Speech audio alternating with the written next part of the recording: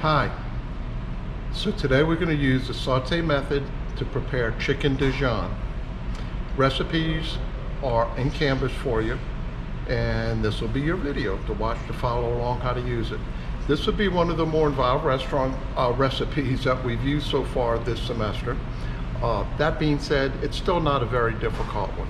It's going to be important that you pay attention to the instructions, that your ingredients are measured out, and that you just use some thought into what you're doing. Sometimes when we write out recipes, we can't be exact. It's extremely difficult. While we try to be as exact as we can and give you exact definitions, it would be like giving someone your recipe for gumbo and have them go make it at home without you speaking to them or without you showing them or anything like that.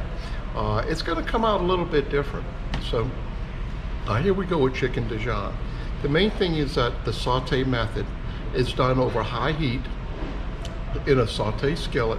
It can be a skillet with slope sides like this one, or they make saute skillets that have straight sides that come up. For this recipe, you can use either one, although I prefer to have nice slope sides to it. If you don't have a stainless steel skillet like this one, you can use a non-stick skillet. The most important thing though is that if it's possible, you want something with kind of a heavy bottom to it, not cast iron, something non-reactive. Non-reactive just means it won't rust, and the way you could tell if it's a reactive metal or not is whether a magnet will stick to it, if it's a ferrous metal. So stainless steel, most of them won't.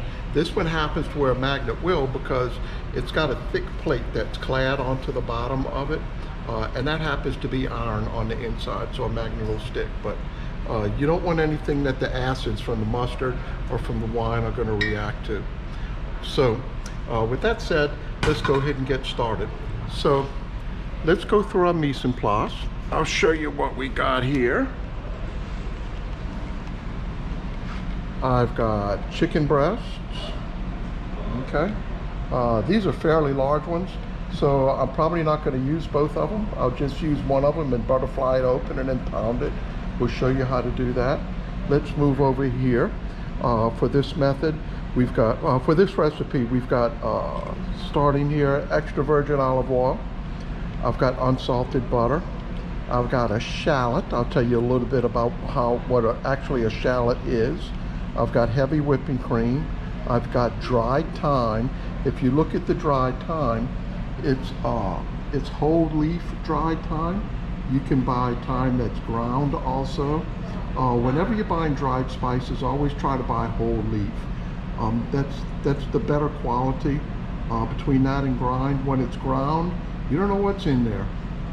Could be dust, could be dirt, could be stems, things like that. But when it's whole leaf, you know what that is leaves. I've got Dijon mustard. I've got some dry white wine, and I've got some water here. The quantities in there are what's set for your recipes, okay, as it's stated in your recipes. So let me get that camera set back there for you. Sorry about that, seeing my big old mug right there stuck to the lens. So let's go ahead and get started. First thing we're going to do is I want to show you how to dice a shallot and actually what a shallot is. So let's tilt this camera down and get a shot at our table.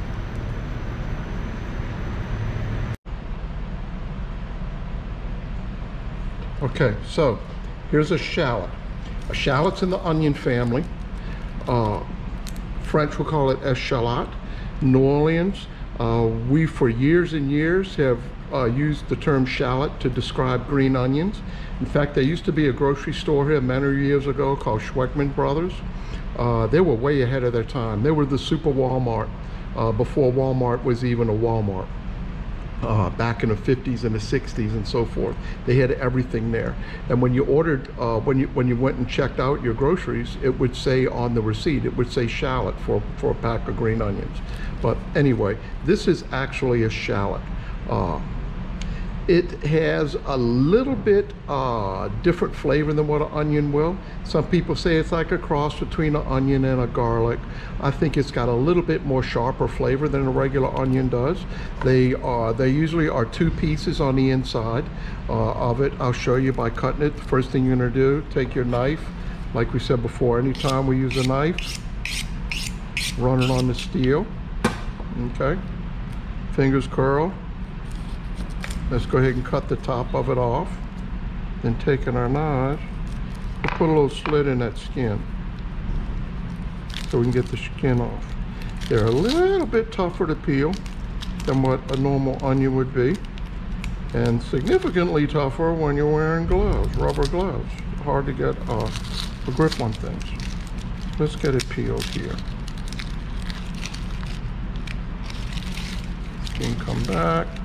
Sometimes it may be easier to use your knife, not to actually peel it, but you can use it to kind of get a grip on that skin good. Okay, you want to get all of the brown color skin off. Sorry if I was mumbling there. This will go in your compostable trash. Okay, let's get that over there. So what we have is a shallot. And you can see this one happens to be one. Sometimes you can see right there, that's like, looks like where one bulb is starting right there. It looks like maybe where another bulb is starting. I'll get a little bit closer for you. I don't know if that helps or not, but sometimes it'll be two pieces. Like this one here, when it was peeled, you can see it would have been 1/2 on one. You're gonna cut it in half, and we're gonna follow the same procedure as we would with the onion, okay? Except we're gonna use a paring knife. So half of a shallot, starting with our fingers curled, we're going to make small slices, radial cuts, coming around, very close. You can kind of use, I don't know if you can see on there like the little ridges, you can use those for a guideline. When you get to this part, you can grip like this and then use your thumb as the guideline for your blade and just come around. Okay. Turn it 90 degrees. Get these in. I'm using these two fingers to kind of hold the sides. These fingers are curled in and they're going to be the guide for my knife.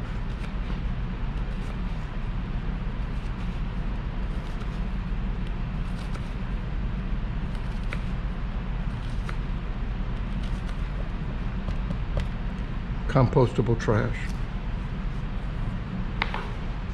Your recipe calls for, at this point, look for any bigger pieces like these. There's a couple big ones snuck away. Must have got past my big fat thumbs. 4 tablespoons. There's 2 tablespoons to an ounce. 8 ounces to a cup. Your recipe calls for 4 ounces. So you've got 2 ounces of shallots. It's a 2-ounce plastic souffle cup, so that's going to be 1/4 ounce. I'm going to put these over to the side into another container that we can use for later. Cool. That's our shallots. Next thing we want to prep, our chicken breasts. Okay. Like I said, these are giant chicken breasts. They're probably 10 ounces. I'm not sure how big the ones you got in the food that you picked up, but generally you want about 5 ounces, maybe 6 at most for a portion. You're gonna have to use your own judgment. Take your knife, trim off any excess fat that you may happen to see, okay? Then take your chicken breast, like this one's thick, and look how thick that is. This is probably at least 12, maybe closer to 14 ounces. So lay it flat. This is called a single lobe. Okay, chicken breasts are joined together right here, or almost look like a heart. That's called a double lobe breast. Okay, with your knife,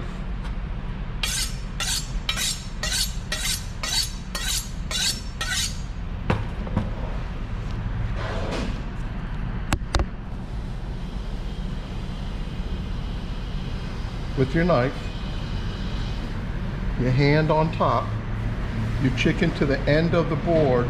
You want to put your knife kind of in the middle so that you're going to be getting half the thickness. You don't want one thick and one thin. You want them both about the same. And come along with your hand flat, your fingers splayed out. Don't do this. Don't hold it like this. You're going to cut your fingers. just your hand and your fingers. Actually, my fingers are kind of curled up a little bit. Cut all the way through. You can hold down with the heel of your hand. Also, down here, you can hold down on that end with it. And then open up the chicken breast. Okay, so you have about equal sized pieces. I'm gonna keep these right here, knowing my knife right here also. I'm gonna hold them to the side from my other tools because they've been contaminated with raw poultry. Okay, we're then gonna take our chicken and put it into a Ziploc bag. You can put pieces of, put it between two pieces of plastic wrap. If you have a grocery bag that's new, you don't want one that had anything older in it that's been contaminated. But just between two pieces of plastic, so that when we do pound on it, don't use paper. You're gonna break up the paper and pound it into here, okay? A mallet, if you have a meat mallet like this one, or smaller, meat mallets have, they'll have flat sides or smooth sides, and they'll have some that have ridges or teeth on it. This one happens to have some smaller teeth, and it'll have some larger, coarser teeth, and it'll have flat sides. What we want to do is to get the chicken to be an even thickness. That's the purpose of pounding it. Also to make it a slight bit tender. Chicken breasts are tender on their own, but you want to have it a slight tender. You don't want to pound it too much because then it's going to turn it mealy and break apart and just not look proper. So, pound. Okay, get these off here.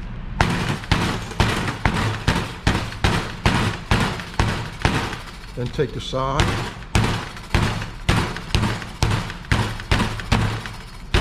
There.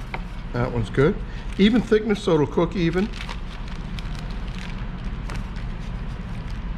I'll tell you, that one is probably enough portion for one person just as it is.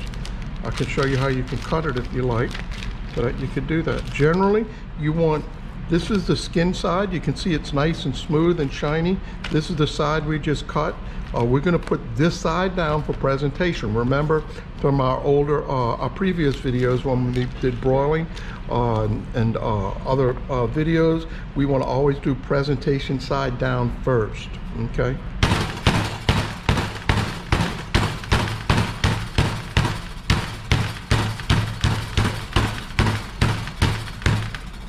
There we go.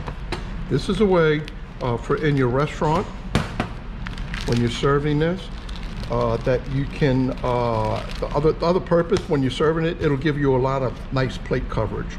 In other words, it'll make it look a whole lot bigger than what it actually is. If you like I said, these are giant. Each one of these is probably at least 6, maybe even closer to 8 ounces. So if we were going to cut it, we would want to cut it to serve, to make it look kind of like it was almost naturally, as it would naturally go. So if we cut it just like this, we're going to get a triangle piece of chicken that doesn't look natural, and then we're going to get this almost square piece of chicken with a round end that doesn't look natural. So I would say let's try to cut it a little bit on an angle, kind of coming across like this. Okay, now we'll have 2 pieces of chicken, okay, that we can put on a plate. Okay, or we can leave it whole if we want to leave it whole. My personal preference, when I serve chicken in our restaurant, and whenever we served it commercially or in a restaurant situation, we always tried to use smaller chicken breasts. I thought 3 2-ounce chicken breasts or 2 3-ounce chicken breasts looks a whole lot better on a plate than 1 6-ounce chicken breast does. It gives you a lot of nice coverage. That's our mise en place for now. Let's move this out of the way, and we are going to get a skillet set up.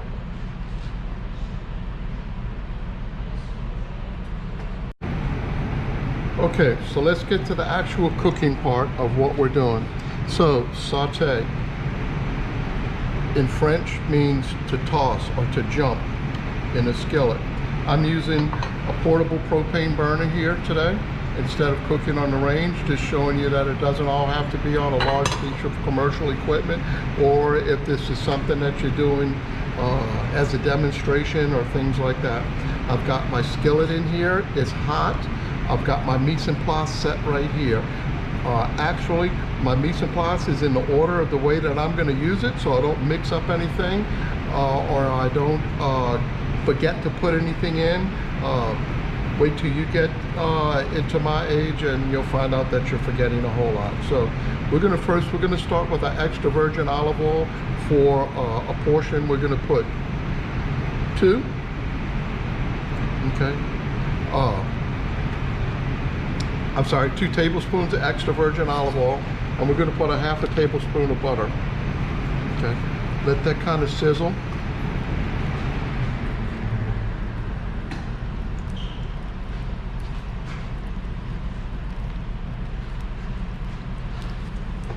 Kind of turn it around. Extra virgin olive oil. The olive oil is a little bit more stable than what the butter is. Butter will brown and butter will turn dark and burn first. The olive oil has a little bit higher smoke point, a little bit higher flash point than what butter does. The butter is sweet. The olive oil is nice and grassy flavor. So once those get hot, let's go ahead and put our chicken breasts in. Presentation side down first.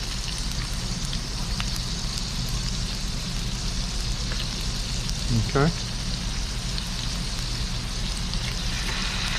Here's the thing.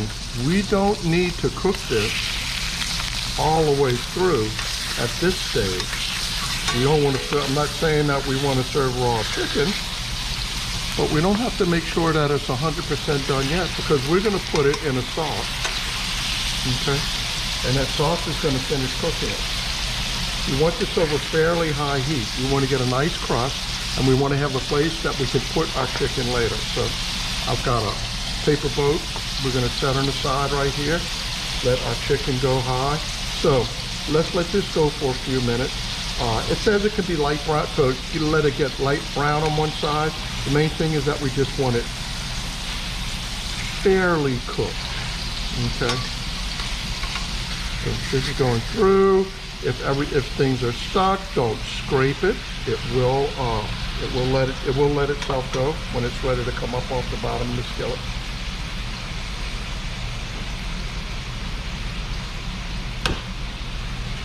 It helps when you don't turn the fire off. Okay, so we're coming back up to a heat again here.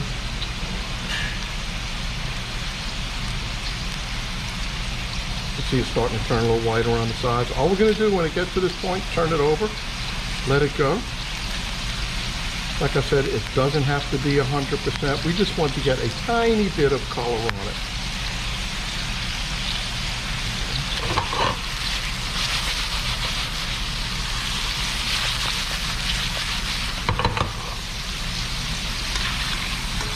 These stainless steel skillets, whenever you put your product in, as soon as you put it in, you want to move it to get a little bit of oil underneath. Let's see how we're doing. That's looking nice.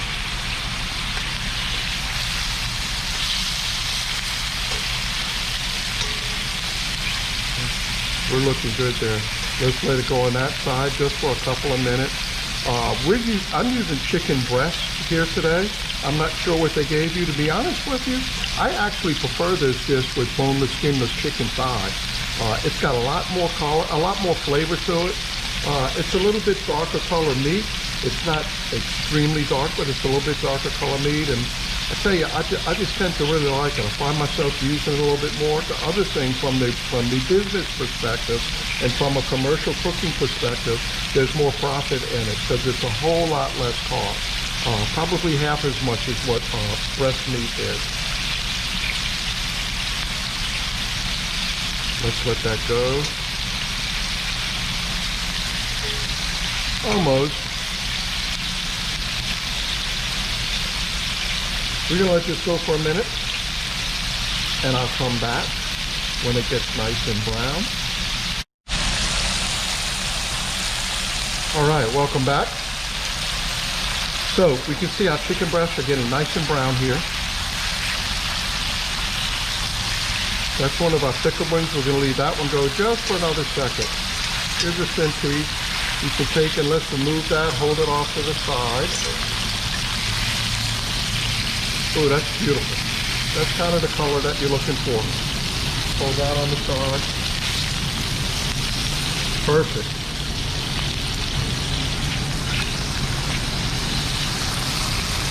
Perfect. Okay. You don't want to overcook.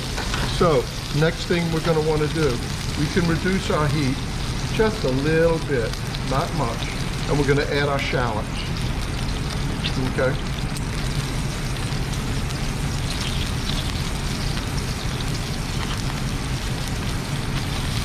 That's 4 tablespoons, or 2 fluid ounces, because there's 2 tablespoons in an ounce, 8 ounces in a cup.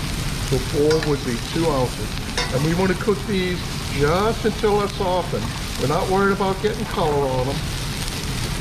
We just want them until they're soft. Okay? And they're almost there. Once they get softened, we're going to add our wine.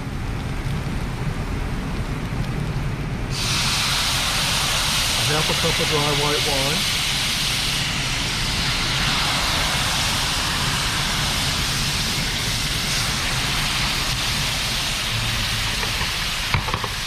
Turn our heat back up. Using a whisk, let's deglaze the bottom of that pan.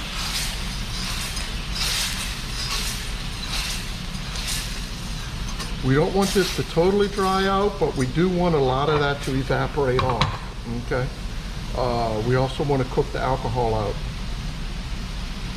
But it's going to give us a nice fruity sweetness to it.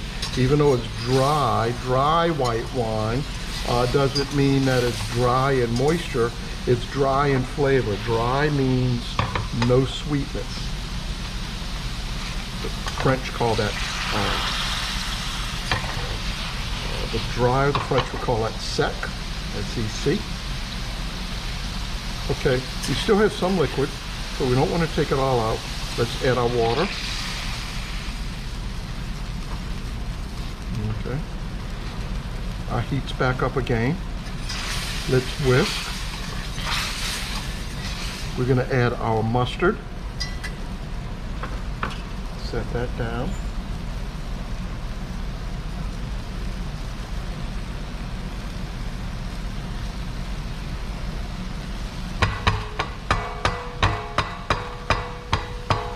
Three tablespoons of Dijon mustard, so that'd be 1.5 ounces.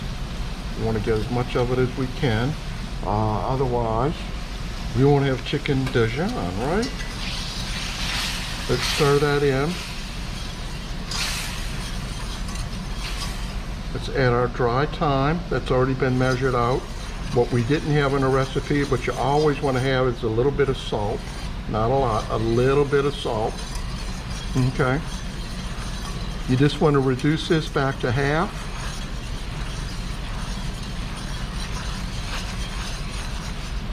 Let's put our chicken back into the pan. Man, that smells fantastic. You should be able to smell the mustard. You should be able to smell the thyme. The wine's going to give it a sweetness. We're going to add the juice that dripped back into our, that came out of our chicken. And we're also at this point going to add the heavy cream. That's going to add a lot of richness.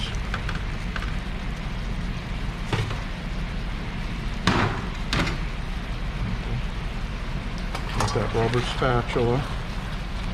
Let's get this mixed in nice. Okay. We don't want it to drip. We don't want it to simmer away to nothingness, but we do want it to simmer until it gets a nice consistency, a nice thickness. Rub in the bottom to deglaze, take off any of the fond, the little bits that stuck to the bottom. There's all those culinary 101 terms coming back at you. Okay. We're going to use this spatula in just a second.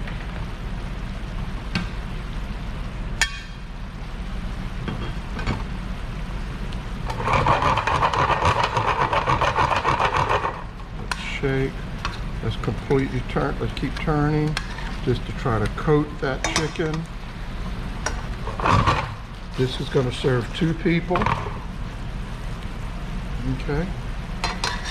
We're continuing to cook the chicken. Now we're using moist heat, So it's going to add a little bit of juiciness back into it. We don't want to overcook. And actually, it is done. Let's move our burner out the way. Let's move our plate right where we want it. Okay. Let's put a piece of chicken here. Let's take another piece of chicken and shingle right there. Let's take some of our sauce.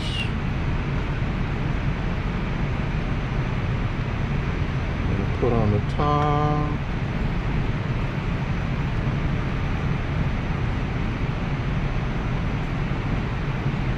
Not all of it, because we have another portion that we want to put in. Okay. And here you have chicken Dijon. Okay. Nice, beautiful color. Pairs good with pasta. Pairs good with a rice. Any type of a rice would go nice with it. Some asparagus would give it a nice green coloration on the side. Sauteed spinach would be nice with it. Maybe some lima beans would give a good color and a nice texture comparison. Okay. Let's give it a taste and kind of analyze what our taste and flavor profile is going to be. Let's cut. There's no pink in the middle that we can see. Okay. The sauce is a nice consistency. It doesn't run off the plate. The texture, the chicken is tender, but it doesn't fall apart like mush in my mouth. It's not dry and mealy, so that means it's been cooked to the proper temperature as well. It hasn't been overcooked. I can taste almost every component in there. The sweetness from the butter. I can taste the fruitiness from the wine. The shallots give it that nice caramelization. The mustard has that pungency. However, that kind of sensation that when you put mustard in your mouth, that it almost its pungency is what it is, but it almost kind of erupts and almost blows up in your mouth and gets into your sinuses, is gone.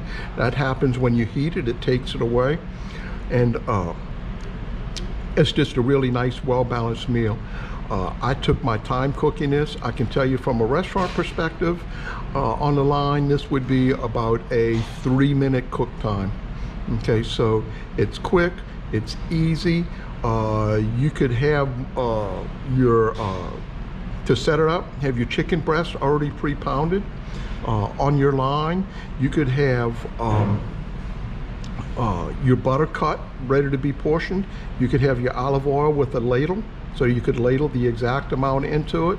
Your wine and water could be pre-mixed. Well, your wine you would want in there first, but you could have your wine measured out, or you can have your wine into a metal container with a 1/2 cup ladle as well. So all you don't have to measure. You can just use that 1/2 cup ladle and it'll go right into your skillet. Your water the same way. Then your mustard, your thyme, your heavy cream, and a little bit of salt. That could all be mixed together and just add it at the end. So you don't have to think about it. It's all sitting right there ready for you to go. So I want you to take a shot at it. Also, when you're doing your dish, once your dish is completed, I'd like for you to cut your chicken breast in half, okay, across the grain, in half. I would like for you to show me the center to make sure that we're cooked all the way through and that I can still see some juiciness with it. I can see your sauce that's not really watery on the plate. And I want for you to go through and do an evaluation on flavor just like I did. Tell me about what it looks like on the plate. Tell me about the temperature. Is it hot? Is it spicy? Is it sweet? Is it any number of different flavors? Is it earthy? Is it fruity? What flavors can you taste? What does it feel like when it's on your tongue? What does it feel like in your mouth? Is the sauce really thin, or is it flat, or does it finish? When you taste it and you swallow, does the flavor go away right away, or does it stay with you for a little bit? Also, tell me what you would pair this with. I told you a couple things I do, but I would think of just off the top of my head, but there's quite a few more things that you could pair it with. So good luck, and I hope you enjoy this dish.